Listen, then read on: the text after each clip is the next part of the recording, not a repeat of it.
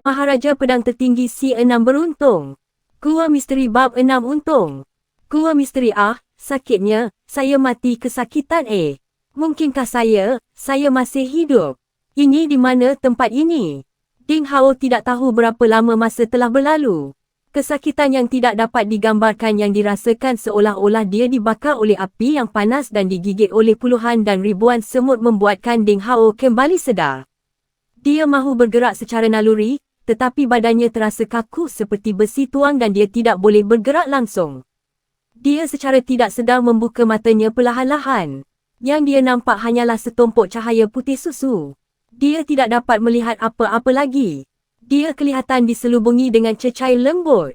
Perasaan ini seperti ketika dia diselubungi air ketuban dalam rahim ibunya semasa bayi. Namun, dia merasakan gelombang kesakitan yang amat sangat memancar dari seluruh bahagian tubuhnya. Ding Hao melayang masuk dan keluar dari kesedaran dan berasa sedikit keliru. Kelopak matanya terasa seperti dijahit. Dia terpaksa berusaha keras untuk membuka sedikit matanya. Dia dapat melihat dengan jelas tumpukan cecair yang kabur, putih dan lembut di hadapan matanya yang menyelubunginya. Sial, cecair putih susu ini saya tidak tenggelam dalam air mani, kan? Ding Hao berasa amat sakit dan hanya boleh berfikiran positif tentang dilemanya sekarang seperti Q. Ketika itu, tiba-tiba, sesuatu yang pelik berlaku atas sebab yang tidak diketahui. Ding Hao dapat melihat dengan jelas, walaupun berada dalam keadaan mengantuk, bayangan sepasang pedang tua dan ringkas. Mereka seperti sepasang naga air yang berenang di dalam cecair putih susu yang mengelilinginya. Apa yang lebih pelik ialah pedang itu hanyalah bayang-bayang dan tidak nyata. Namun, mereka seolah-olah masih hidup. Mereka adalah nyata, namun tidak. Mereka dekat, namun jauh. Mereka mengelilinginya, bergetar tanpa henti. Mereka seperti dua pelanggan cerewet yang memilih dan menilai sesuatu. Dewa, raksasa. Ding Hao terkejut. Ketika itulah, tiba-tiba, bayangan sepasang pedang kuno itu seolah-olah mencapai kata sepakat. Pedang-pedang bernyanyi terang seperti naga mengaum. Dua bayang itu memanah ke arahnya. Mereka menyanyi riang seperti naga air yang kembali melihat setelah terperangkap di pantai selama berjuta-juta tahun. Mereka dengan mudah memasuki badan Ding Hao dan bertukar menjadi dua arus hangat sebelum hilang sepenuhnya. Kemudian, Ding Hao mula berhalusinasi. Novel next, tiba-tiba dia dapat mendengar bunyi dua orang bergaduh. Kedengaran dua suara yang bergaduh dan berbual-bual tidak henti-henti terasa jauh dan dipenuhi dengan limpahan kehidupan. Mereka rapat tetapi tidak jelas.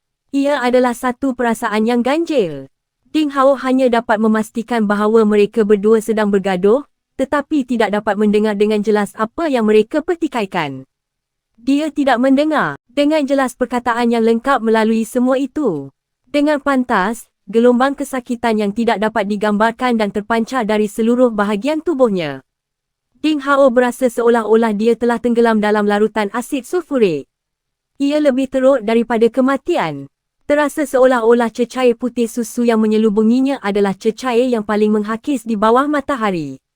Ia hampir mencairkan setiap bahagian dirinya sepenuhnya. Proses ini perlahan, tetapi juga sangat menyakitkan. Ia bukanlah sesuatu yang boleh ditanggung oleh manusia. Saya tidak boleh mati. Saya perlu mencari Ding Kele. Saya kena cari adik saya mesti cari dia. Keinginan kuat yang tiada tandingan untuk terus hidup, dan senyuman kakaknya, Ding Kele, bagaikan pelita cahaya abadi di dalam kegelapan lautan yang tiada batas. Lampu itu mengeluarkan cahaya sama, membolehkan Ding Hao secara ajaib menahan kesakitan. Dia tidak jatuh pengsan. Dia mengetap gigi dan menanggung kesakitan yang tidak berkesudahan yang memberi kesan kepadanya dalam gelombang. Masa berlalu perlahan, seperti siput merayap yang telah tenggelam ke dalam paya. Dia tidak tahu berapa lama masa telah berlalu. Kesakitan itu sangat menyakitkan, dan akhirnya, perubahan berlaku. Terdapat satu ketika tiba-tiba apabila Ding Hao tiba-tiba merasakan kesakitan mula berkurangan. Pada masa yang sama, kuasa baru yang tidak dapat digambarkan dan ingin tahu muncul dalam tubuhnya. Ia memenuhi anggota badannya, tulangnya dan juga setiap selnya. Ia membuatkan dia berasa hangat dan selesa seolah-olah dia terapung di awan. Sejam kemudian, Ding Hao kembali mengawal tubuhnya secara tiba-tiba tanpa sebarang amaran. Saya boleh bergerak. Ding Hao membuka matanya secara tiba-tiba dan berdiri, menggunakan tangannya untuk menyokongnya. Dia cepat-cepat masuk ke dalam posisi bertahan dan melihat sekelilingnya, cepat-cepat memastikan keadaan sekelilingnya. Dia seolah-olah berada di dalam sebuah gua yang sangat kuno. Dinding hijau kelabu bertumpuk mengelilinginya. Tekstur dinding adalah semula jadi dan kering dan kasar.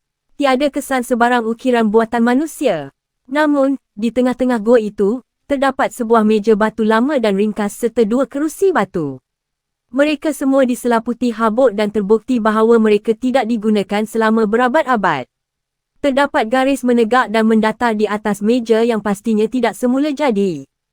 Kemungkinan besar mereka telah diukir di atas meja. Walau bagaimanapun, garisan itu pelik dan tidak logik.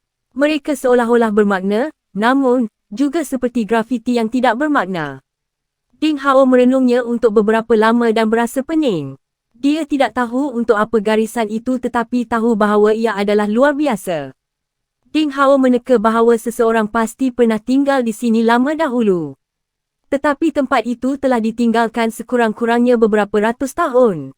Gua itu kosong dan laluan sepanjang kira-kira 10 meter menghala keluar. Bunyi lolongan angin kedengaran dari pintu masuk gua, dan kabus hitam yang bergelombang dapat dilihat dengan jelas. Namun, mereka seolah-olah dihalang oleh satu kuasa pelik kerana kabus hitam pedas itu langsung tidak dapat masuk ke dalam gua. Ding Hao berdiri di atas dataran tenggelam kira-kira 3 meter lebar dan 1 meter dalam.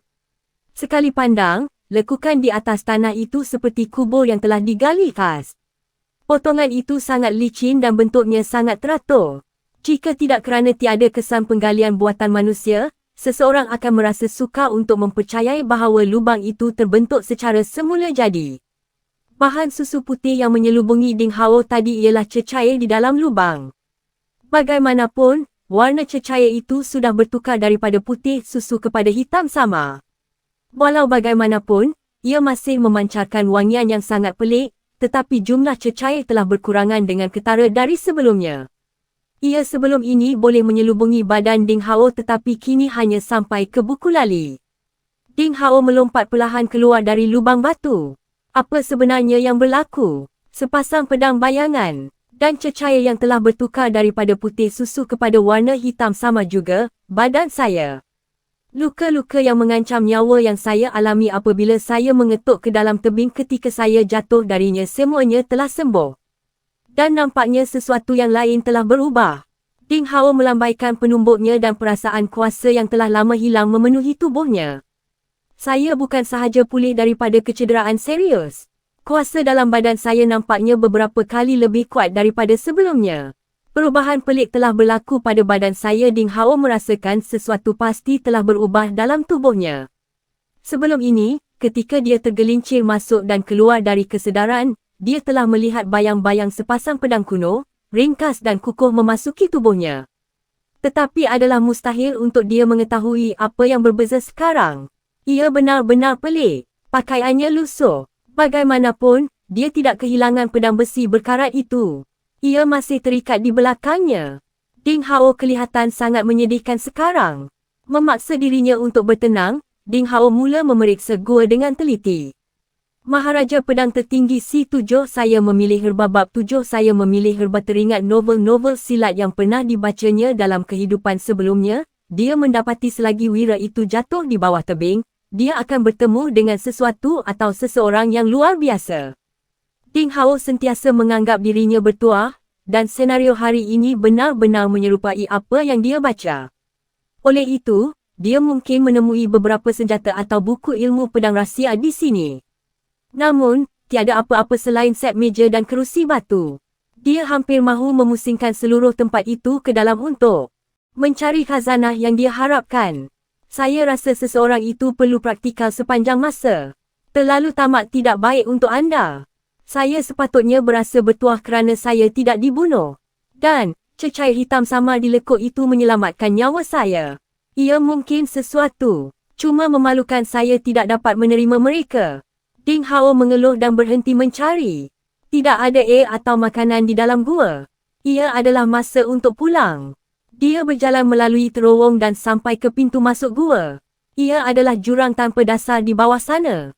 Dia kemudian melihat sekeliling, dan hanya ada kabus hitam yang berpusar dan angin ribut.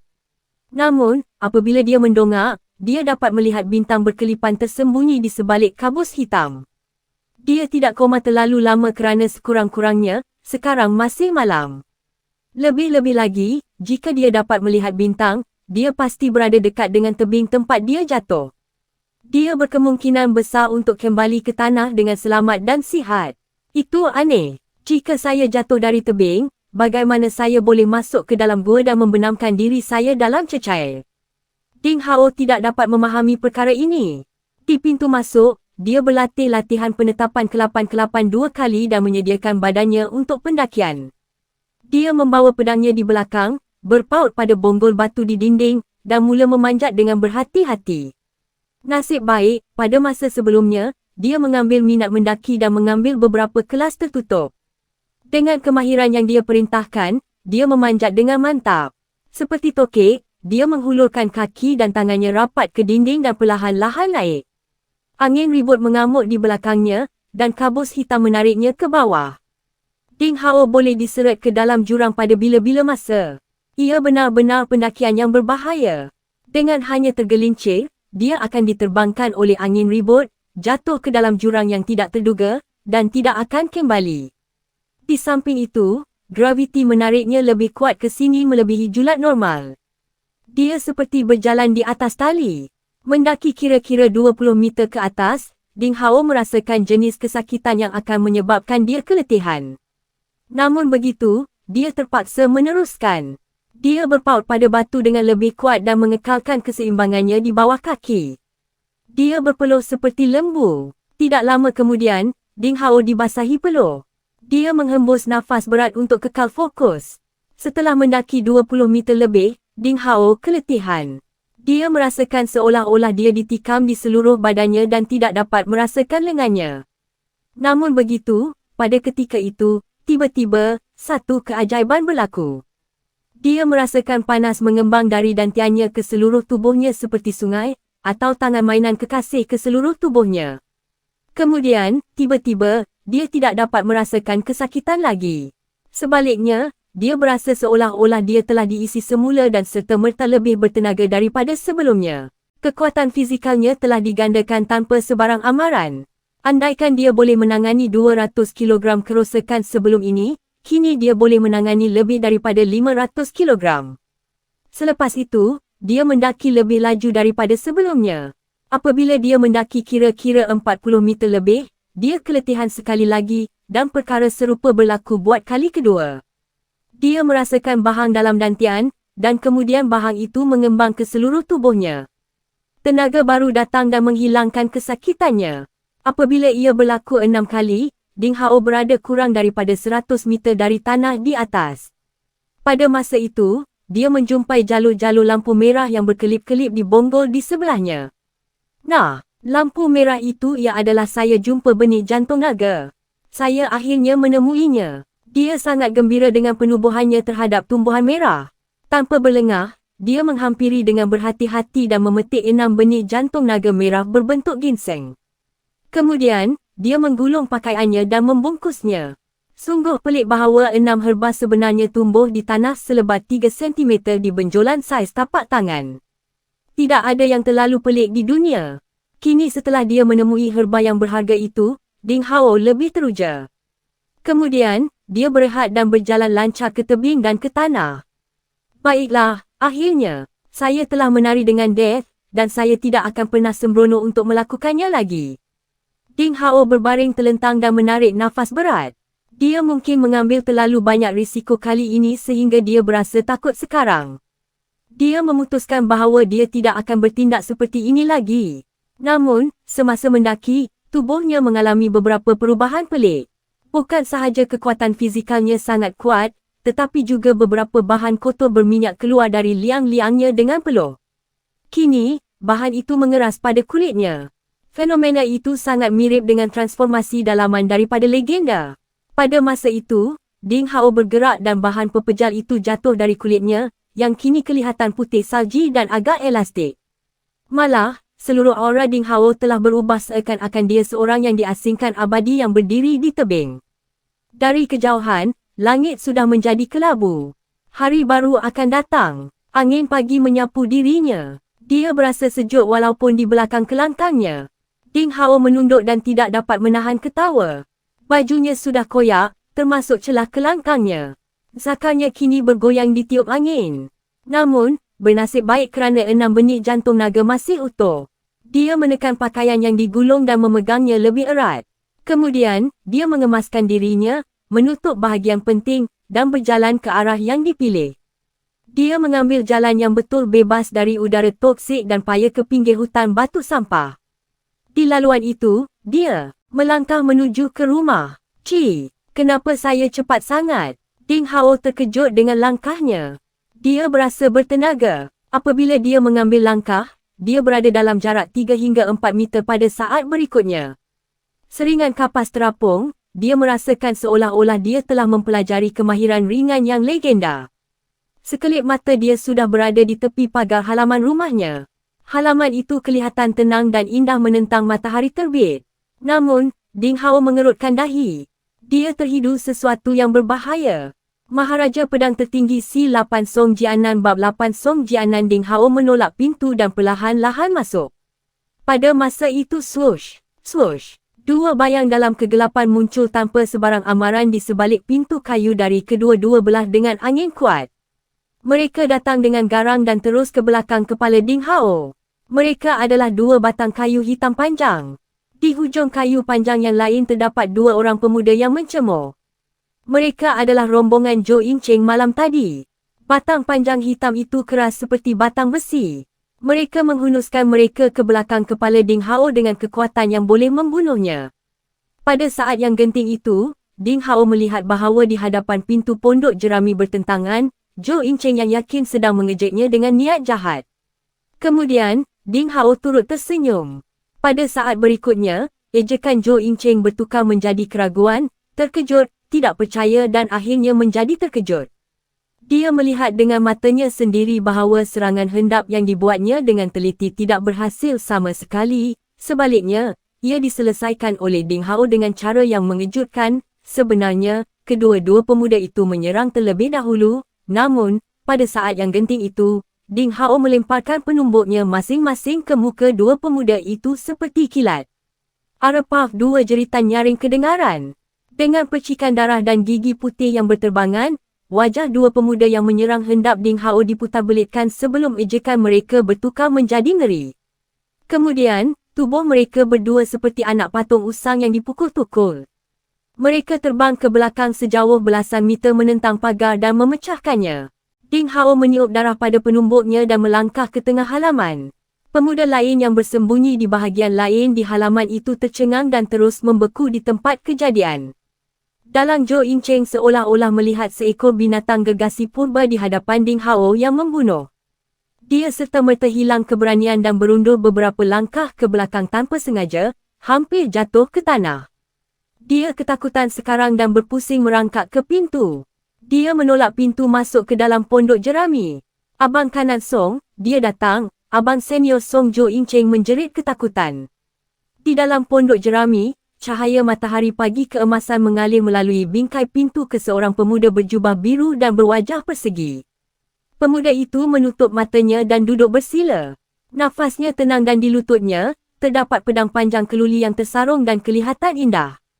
Apa yang tergesa-gesa? Pemuda berwajah empat segi itu perlahan-lahan membuka matanya.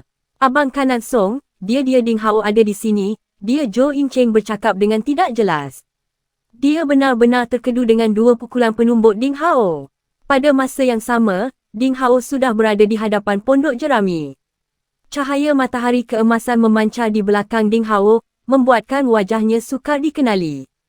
Bayangan di wajahnya membuatkan dia kelihatan marah seolah-olah dia adalah maut yang berjalan dalam kegelapan dengan agresif. Kau budak sombong yang Zhou Yingcheng cakapkan. Pemuda berwajah persegi Song Jianan perlahan-lahan bangkit dengan pedang di tangannya. Dia berdiri di atas jaket kapas merah yang sepatutnya digantung di dinding. Itulah satu-satunya perkara yang boleh mengingatkan Ding Hao tentang kakaknya dan yang selama ini dia hargai. Namun, pemuda berwajah persegi yang tidak diundang berjubah biru itu duduk dan memijaknya seperti tikar. Mata Ding Hao tertancap pada jaket berlapik kapas. "Nak, awak tahu siapa saya? Saya Song Jianan, seorang murid luar dari sek yang mencari ilmu pedang. Zhou Yingcheng kawan saya, kalau awak kacau dia, awak kacau saya. Namun, saya dengar ilmu pedang awak bagus. Walaupun awak sombong dan mencederakan orang saya, asalkan awak menyertai saya boleh lepaskan masa lalu." Song Jianan bagaikan burung merak yang unggul, mengudara. Dia memandang Ding Hao dari ekor matanya dan meneruskan bicaranya. "Pergi ke neraka," bentak Ding Hao. "Apa? Apa yang awak kata?" Song Jianan terkedu dan tidak menyedari apa yang Ding Hao katakan sebentar tadi. "Saya berkata, bodoh atasan yang tidak masuk akal, pergi ke neraka." Ding Hao hampir memerah beberapa perkataan terakhir dari giginya. Setelah menghabiskan kata-katanya, Ding Hao mengepalkan penumbuk. Serangan penumbuk ini mengandungi kuasa paling fizikal Ding Hao sejak pengembaraannya di dalam gua. Ia sepantas kilat. Ia sangat menggembirakan seperti guruh yang berdentum. Udara meletup dan bergemuruh. Song Jianan berasa pening dan angin ribut melanda dirinya. Dia tidak dapat bertindak balas dalam masa dan terus menghunus pedang panjangnya di hadapan dadanya melawan penumbuk yang seolah-olah boleh menghancurkan gunung purba. Dentang. Pedang panjang itu bergetar dan berdentum. Muka Song Jianan merah, dan dia tidak tahan dengan serangan Ding Hao walau sesaat pun sebelum dia terpesona. Badannya melayang ke belakang sehingga terhantuk pada dinding pondok jerami. Dengan bunyi kayu dan batu, debu meresap dan rumbia bertaburan. Dinding itu ditebuk lubang berbentuk manusia, dan Song Jianan terbang keluar dari pondok. Clark melihat perkara ini. Zhou Yingcheng yang ketakutan yang berdekatan merasakan kesejukan melonjak dari tulang ekor ke bahagian atas kepalanya. Giginya bergemeretak dan dia diselubungi ketakutan yang tidak pernah berlaku sebelum ini, gemetar seolah-olah dia telah menghilangkan kutu. Snap! Tanpa menoleh ke belakang, Ding Hao menampar Zhou Yingcheng seperti lalat. Zhou Yingcheng ditampar keluar dari pintu seperti anak patung usang. Wajahnya serta-merta membengkak seperti pich masak. Darah memercik dari mukanya dan gigi sebelah kanannya patah. Kemudian, Ding Hao yang kecewa perlahan-lahan membongkok untuk mengambil jaket beralas kapas merah dan menepis habuk dan kesan kaki. "Bajingan, keluar, datang kepada saya sekarang, saya akan bunuh awak." Raungan Song Jianan kedengaran dari halaman rumah seperti haiwan yang cedera. Murid sek yang mencari ilmu pedang yang angkuh seperti burung merak yang melebar ekor jelas terpegun dengan pukulan penumbuk Ding Hao sebelum ini. Dia seorang ahli bukaan satu, boleh menangani kira-kira 200 kilogram kerosakan dan lebih pantas daripada orang biasa.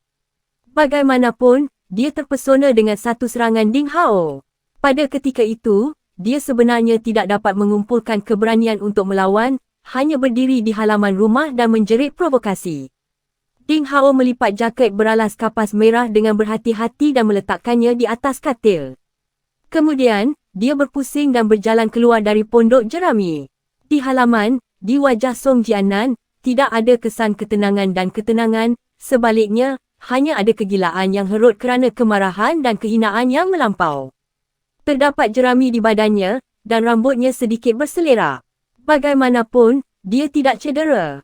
Sudah tentu, yang paling penting, dia menghunus pedang panjangnya perlahan-lahan. Lampu putih terang seperti sutera putih ditembak dari badan perkataan panjang dan menyakitkan mata orang.